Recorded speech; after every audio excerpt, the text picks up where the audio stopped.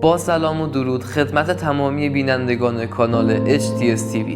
امروز میخوایم راجع به یک موضوع مهمی صحبت کنیم که در واقع شما بعد دیدن این ویدیو به همه خواسته هاتون خواهید رسید، ولی قبلش عضو کانال ما بشید و ویدیو رو لایک کنید. در همه جای دنیا برای رسیدگی به هر کاری یک تایمی اختصاص داده شده.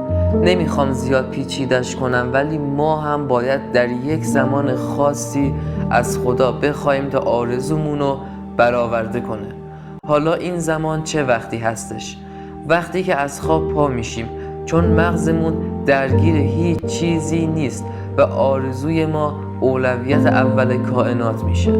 در هنگام خواب، چون همه فکرهامون رو کردیم و همه کارامون رو انجام دادیم و به حالت خسته در اومدیم و آخرین کار ما درخواست از خداونده.